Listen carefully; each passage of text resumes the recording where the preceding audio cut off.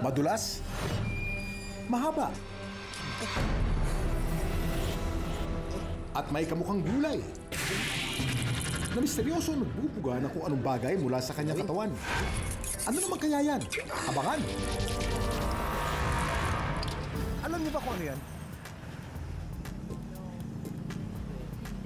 Hindi. Isa siyang sea animal na nakikita sa ocean floor.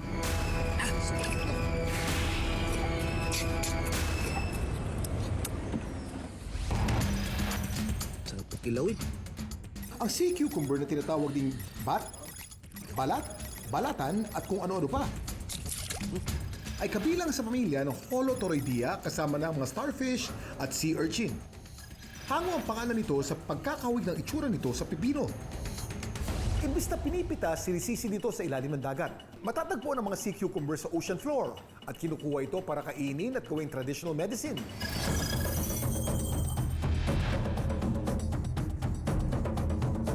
Dito sa Burias Island sa Masbate, nakatirang uploader ng video at sea cucumber lover na si Ricky. Pinanganak ako sa Samar at lumaki ako dito sa Buras Island. Kaya alam ko yung buhay dagat dahil diyan kami kumukuha ng pangulam namin sa araw-araw. Noong bumuo raw ng sariling pamilya si Ricky, lumipat siya sa Rizal at doon nagtrabaho bilang tricycle driver. Pero ang kita niya, maliit daw para sa kanila. Dito niya naisip na balikan ang kanyang first love, ang dagat. Itong alimasag. Sana mga idol, mataba ito. Pero sa pagkakataong ito, hindi na lang daw siya ang mamamalaot. Kasama na ang kanyang cellphone para gumawa ng content. Ayan, nag-udyok sa akin sa pagbablog yung kapatid ko mismo. Kasi noong panahon ng pandemic, nagbablog na siya. At nakita ko naman na okay naman yung pagbablog niya kahit paano kumikita siya. Sa dami raw kasi ng yamang dagat sa kanilang pamosong isla, sea cucumber o bat kung tawagin niya ang paboritong kilawin ni Ricky. Nambala tayo mga idol. Tinatayang nasa mahigit 100 ng known species ng sea cucumber sa Pilipinas. At ang kadalasan daw ay nakukuha kina Ricky ay ang hanginan. Hanginan to. Pero kung ngayon lang kayo nakakita nito, marahil napapaisip kayo kung malapipino rin kaya ang laman nito. Hindi po.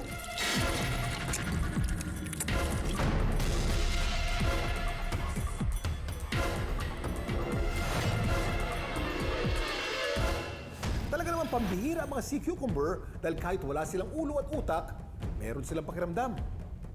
Ang simpleng sistema nila sa katawan, pinahihintulutan din silang gumalaw. Humihinga sila ha, pero wala silang ilong. Dito sila humihinga sa mga puwitan, kung saan dumadaan ng tubig para makakuha sila ng oxygen.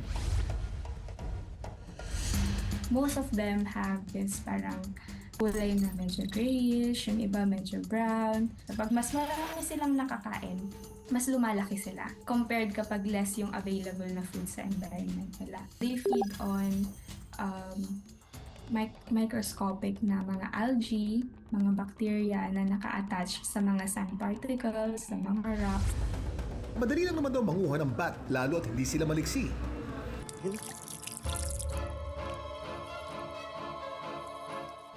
Nagtataka ba kayo kung ano itong puting likido na nilalabas ng mga sea cucumber? O bago kayo mag-overthink, sasabihin ko na sa inyo, yan ang kanilang laman loob na nilalabas nila bilang pandepensa sa sarili. Don't worry dahil kaya din nila magpatubo ulit ng nawawalang organs. Ang dami mong alam, Kuya Ken! Ayan, mga idol. Malinis na. Ayan. Kulan na natin mga idol. Dahil maulan, masarap daw gawing sinabawang Mickey ang nahuli nilang bat. Pakitaan mo na kami, Ricky.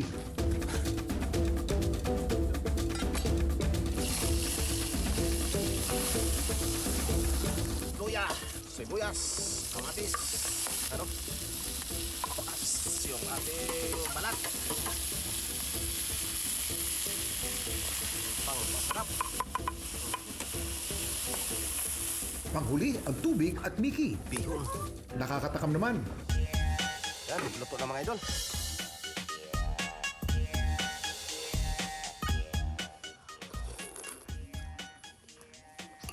Sarap. Napakasarap. Content ni Ricky. Busog na. Nakabili pa ng masasakyang second hand na bangka at nakapagpaayos din ng bahay. Paalala lang ng mga eksperto, maging responsable sa pangunguha ng sea cucumber, lalo pat ibang species nito ay endangered at pinagbabawal na hulihin. Dami mong alam,